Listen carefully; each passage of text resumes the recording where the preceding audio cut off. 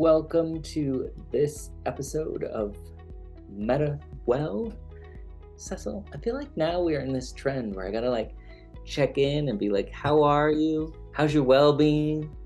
Yeah, I like this. You get to check in on my wellness consistently. Yeah, I got no complaints. I'm healthy, happy. Things are good. Nice. How are you? How's your wellness? I've been traveling and teaching, Yeah, so I'm a little tired, but you should be tired, especially now. There's a government shutdown. This isn't CNN or something. We don't need to break down politically what's going on, but I would hate to be in an airport right now.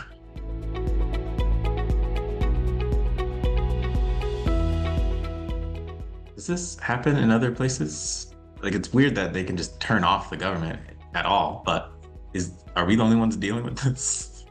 I I don't know. This is the this is the only place I live. I don't know if they do this elsewhere. Which does kind of segue us into our topic today.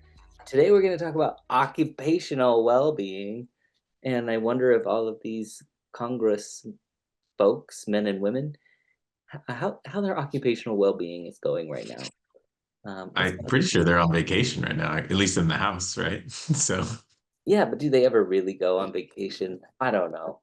I guess some probably do. the ones with yachts probably do for sure. Apparently, I need that kind of job then. Yeah, this is a short episode. Get a yacht, you'll be happy with your job. I guess we can sign off. Get a yacht and your occupational well-being is at its peak.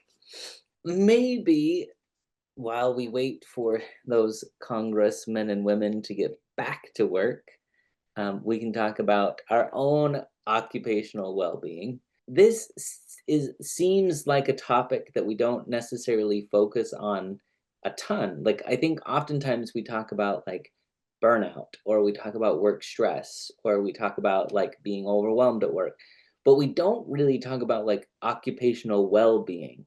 And so I'm wondering, maybe to start us off, what is occupational well-being and why should we care about it? Well, at some point, we should care about all parts of our well-being, I suppose. So there's that just blanket statement in general.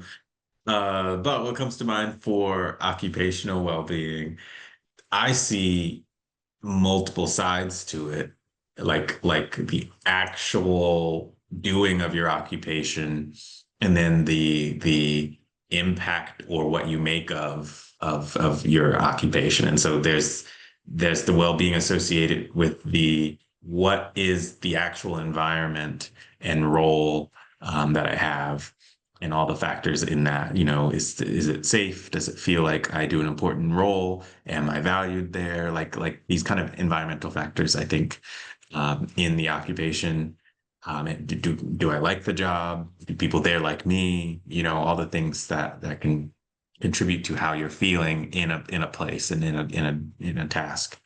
And then there's, I think, kind of the internal underbelly of it too, is does this feel like a meaningful job? Does this feel like I am living up to my potential? I'm being challenged enough, not too much, not too little, that I'm using skills that I value, that this work aligns with my values, that I feel connected to some sense of purpose and meaning.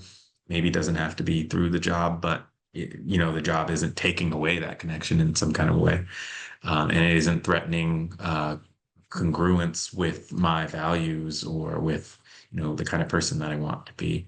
That's kind of a comprehensive overview, and I think it kind of expands what we typically, again, when we just focus on burnout or something, you really incorporated into that idea of meaningfulness. Does my job have meaning? Does it fit with my own values and perspectives? Do I feel like I'm contributing something valuable to the world? When meaning is present, we're probably much less likely to feel burned out. And the reason that I say that is this is going to be a really weird comparison, but they did a study one time with mice. I don't know why mice always get the bad end of the stick, but We they can't use kids anymore, so that's probably why. But they did this study with mice where they put mice into a bucket of water, and they like would swim and swim and swim. After about 15 minutes, the mice would give up basically and drowned. So that for a long time they thought mice could live in water for about 15 minutes. And then one of the things that they did in this study is they, at about that 15-minute mark, then they put a stick into the water and the mice could like almost climb out of the water. And then they like shook off the stick and got the mice back in the water, which is so mean, but that's what they did. It introduced this like moment of hope, right? Of like, okay, there's something could come along and save me. And the mice would then go on to swim for like, I think it was 4 days.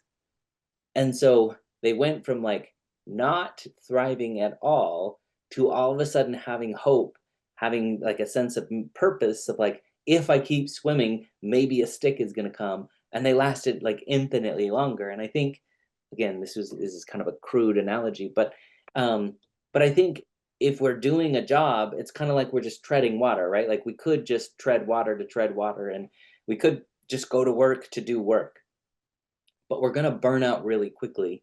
Whereas if there's a purpose, if there's a hope for like, okay, I'm doing this to contribute, I will like undergo a lot more stress and strain and challenge, and I'll push through it because I know that it's for a meaningful reason, and my endurance increases exponentially. Now, in a conversation about well-being, I'm not saying like we should just like slog through hardship just because there's purpose in it, but I do think that purpose kind of reshapes or reframes for us like the slog through process. It might not feel like slogging through. It might actually feel like, oh, this is meaningful, this is purposeful. I'm glad to be a part of something, even though it's really difficult. Yeah, and even in that, I think 'cause when you say this purpose to your job, everyone can't be, an emergency room nurse or something like that, right? Like everyone's not saving lives, everyone's not doing the job that you feel like you can very easily and immediately put some sense of there's great purpose in this. But I think purpose can even just mean that there's an end to this. There's a meaning behind this. I do this for some important kind of a reason. And so even if you do something that might seem like it's less purposeful, why are you doing that job? For who are you doing that job? I think technically it's whom in that instance. Uh, what's your reasoning? Even if you're just the guy who puts the screw on, some product on an assembly line or something, and that's all you do all day long. Why is that the job that you do? And why do you keep up with doing that? Maybe you have to support your family. Maybe, it's a family business and they gave you this task or something. Maybe everyone in your family before you did this job or something like that. I don't know. It could be a job you actually don't really like, or you feel like that job in and of itself is kind of pointless. But what you're describing, I think, is there has to be like a cause to what you're doing. I'm not treading water because I love treading water. I'm doing it because I'm hoping this is going to get me somewhere. I'm hoping this is going to be worth it for whatever reason it is that I'm doing this thing. And I think that all of us can find some way of attaching that to what we do, even if what we do seems totally insignificant or is a job that we actually really hate. Hmm. Yeah, I think one of the questions, I guess, then is in the vein of occupational well-being, how do you know if you've got it? How do you know if you've like again, if work can either be depleting or work could be satisfying and fulfilling, Mm. how do you know if you're working in a direction of well-being? I feel like our bodies and minds are very good at letting us know when things aren't working well, when a component to our well-being is negatively being impacted or is somehow substantially imbalanced somehow, something like that.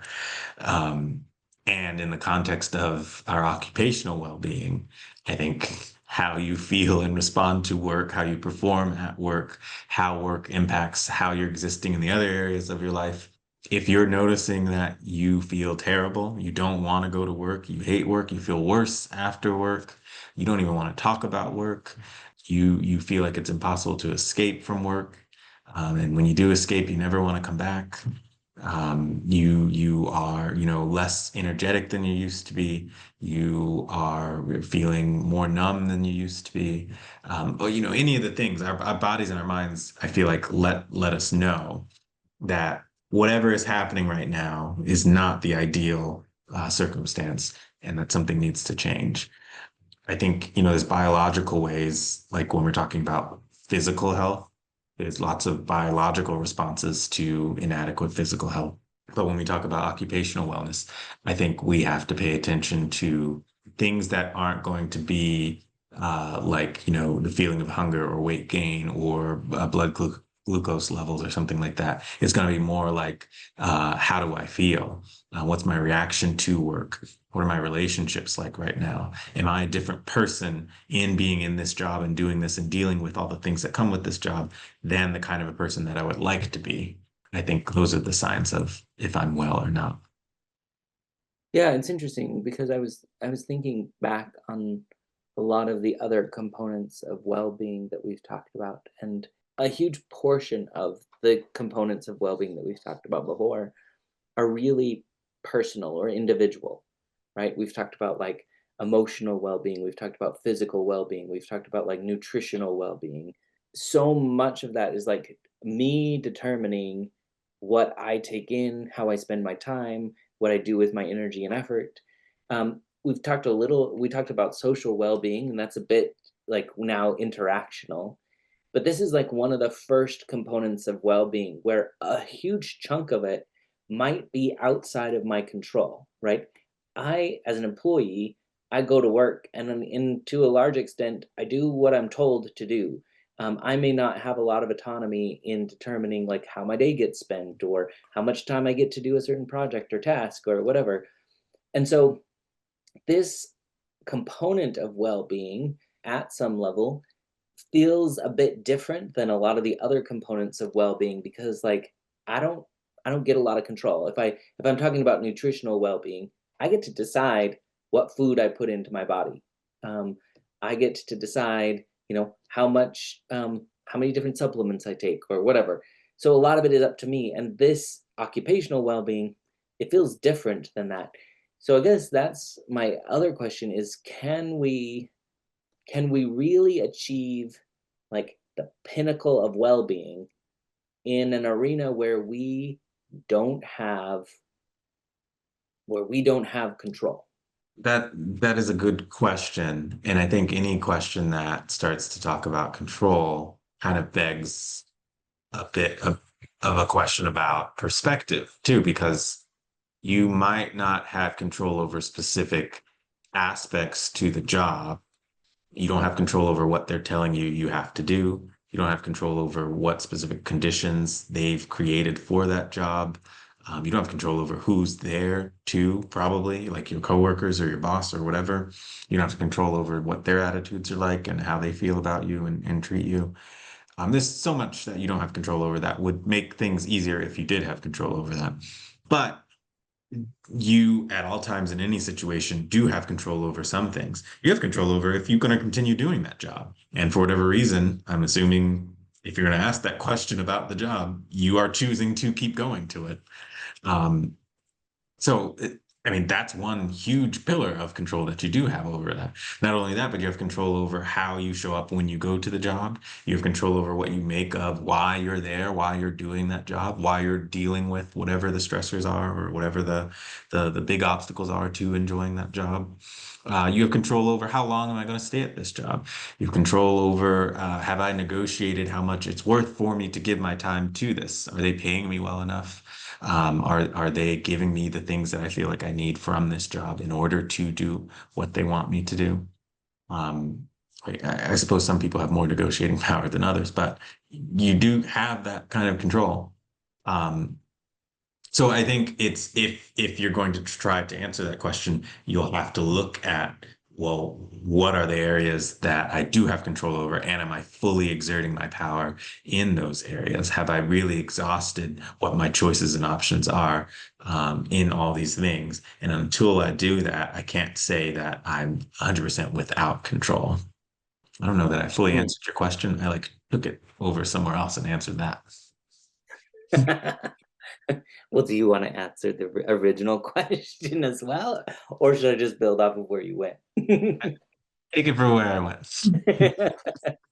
Yeah, but I think what's really cool about actually what you said is control really is where we put the emphasis, right? I may not have control over what I do at work, but I do have control if I continue to go to that job. I do have control over the attitude that I go to that job with.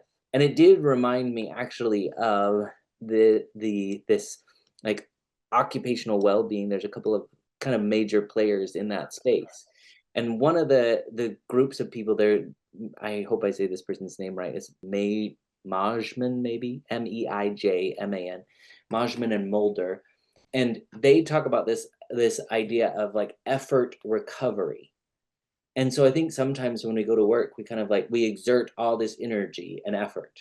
And in order to like do our job well, to stay well, we have to recover that energy or that effort in some way. So they talked about the effort recovery model. And one of the things that they talked about is that work depletes our energy and it depletes our self-regulatory resources, which I think is what we were kind of getting at. It like I may not get to control everything about my environment, so it kind of depletes that resource. But one of the things that they talked a lot about is like, so then how do you recover that? And I think that it, like a lot of these other areas of well-being, we've talked about it as a balance, right? Like there is room for, if we go back to nutrition, like there is room for a snack day or a cheat day or whatever you want to call it, as long as I keep it in balance, as long as typically I'm eating really well. And so I kind of like this idea of like recovery as a sense of balance. One of the things they talk a lot about is hobbies. And when we do hobbies outside of work, it creates this like mental break that allows us to replenish and to recover. And so they've kind of put these two things kind of as a balance of like after work or before work, I can engage in a hobby which will give me this mental break. I don't have to really focus. I can really emphasize just kind of this recovery process. There's a couple of other people that built on this, and their names is Sonntag and Fitz. And Sonntag and Fitz, and they did a really kind of cool study where they talked about there were four different kinds of recovery experiences. And they talked about how a good recovery experience helps us to do one of these four things, one or more of these four things. And one of them is that psychological detachment, right? Where I don't have to really focus, where I don't have to think about work. We all know the research and stuff that talks about like once you go home from work, you should turn work off.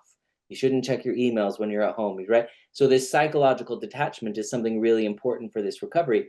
The second thing they talked about is relaxation, that if I can do activities that are relaxing, that's really helpful in kind of maintaining a good work life balance. But then they added two others, which I think you kind of mentioned tangentially, which I think we oftentimes overlook. And so the third one they talked about is mastery.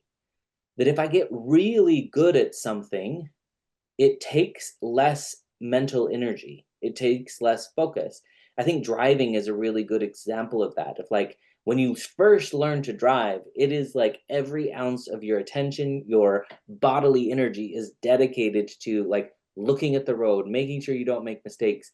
And over time, we just become such good drivers, or hopefully we're good drivers, that our mental energy is not directed at that thing anymore. We've gained mastery, and so the task seems easier to do. And I think that's a really important component. And then the last thing that they talked about is having control.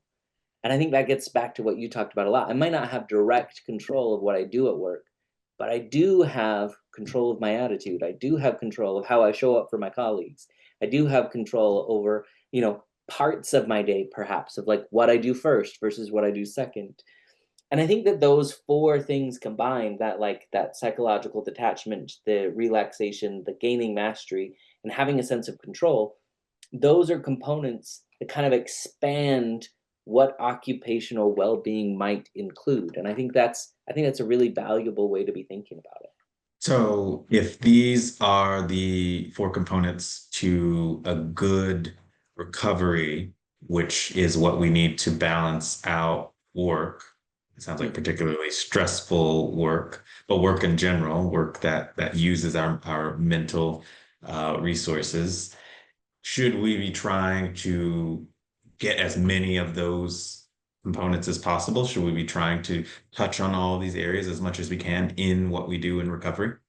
I don't think that I would necessarily say we have to like do as much as we can, because I think that could also become then like the new Yeah, work, now it's work. right? Where it's like now I have to like do so much relaxation that it might feel like a task. So I think what I would say is it kind of comes down to each person's perception of what they need, right? On a particularly stressful or draining day, just having the awareness of my mental resources have been depleted. What do I do in order to increase those resources? Maybe one of the things to do is to go home and practice. I just think about it like, right, I'm a dad of a bunch of teenagers, not a bunch. I'm a dad of some teenagers, and they go to school, and school can be draining. It can be that mental resource depletion experience. But one of the things that might help with that is if they're in a particularly tough subject or a unit, the thing that might actually help again is that mastery of coming home and studying a bit more, studying at my own pace, taking breaks while I study, but gaining mastery over that content. So when I go to school tomorrow, I don't feel like I'm like drowning with new content. I feel like I've captured what everything I can, and now I'm just building on the mastery that I've got. Maybe it's that I go to a test and now the test doesn't seem so difficult because I've worked at gaining mastery over the content. So I walk into the test and I'm like, man, this is a piece of cake. It doesn't drain my resources at all. So I don't know if we have to like come home and be like, okay, now I'm just going to detach from everything. Now I'm just going to relax to the fullest because that's what's going to help me feel like I can go back to school tomorrow. I think what it does is it allows us to say, when we think about those four options, which of those four options is going to help me to go back into the context tomorrow and feel like I have the resources that I need again? Um, do I need to reevaluate my attitude toward the teacher or to the boss? Do I need to say, maybe I don't need to seek their approval so much. Maybe I need to find approval elsewhere, right? So I don't know if we have to necessarily like strive to get as much of this as we can, but maybe it's about selecting the avenue to replenishment that fits the situation the best. Yeah, so it sounds like regardless of what you're doing, it's how you spend the non-work time that matters. And there are ways to spend it that make work less taxing, or at the very least, deal with the resources that it is taxing. It helps you to rebuild those resources. It helps you to feel more resilient to being drained by work, to dealing with the difficulties of work and the stress of work. I guess last question that I have, in I lost track of time, so I don't know where we're at and where we're supposed to be. But if you have a job that you love and work is still work, it is going to take some kind of a resource from you, even if it's just your focus. If you have a job that you enjoy, and maybe it happens to be, oh, it's like your dream job, or it's a passion of yours, it's connected to something that you just feel like is really important to you, or you've always wanted to do, whatever that is. Do you need these things less? Do you need recovery less?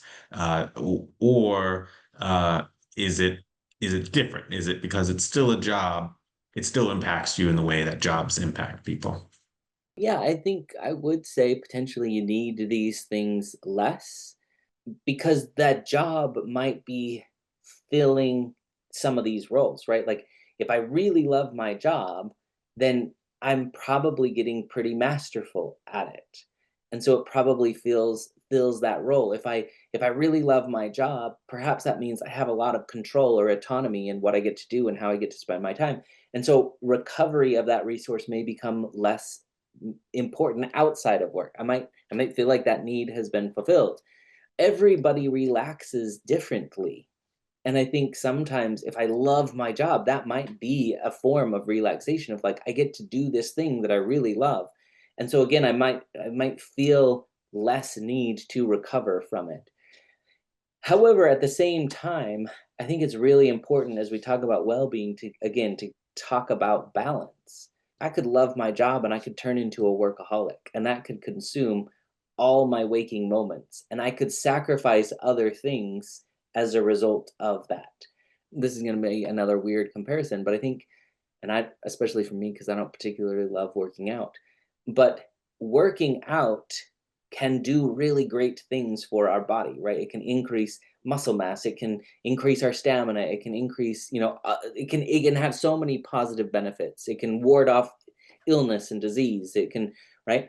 And so I could make the argument of like, well, all I have to do is just keep working out without end and that's going to make me healthy, it's going to keep me safe, but in the end it will also deplete you in other ways. Like there, even though it's a good thing, I have to have time, I have to have a recovery time from that thing in order to maximize the benefit of it. And I would say it's probably the same thing for work. Even though I love it, I might need time away from it, I might need to refresh from it in order to get the maximum benefit from it. Does that answer, is that a Yeah. satisfactory answer? I think that makes total sense. Well, it's nothing that I necessarily need to add. But I think you're right. Resources get spent regardless, no matter what you're doing, especially if you're doing that thing consistently and in a way that it's meant to have some type of productive outcome to it, like a job does. And there's been lots of research too on even if you turn a hobby into a job, your relation to that thing kind of changes. And so you're still going to need some kind of way of replenishing whatever that thing might be spending, or like you're saying, doing it in a way that you're not spending as much while you do that job. Hmm. Yeah, yeah, good point. Any final things you think we should make sure to capture?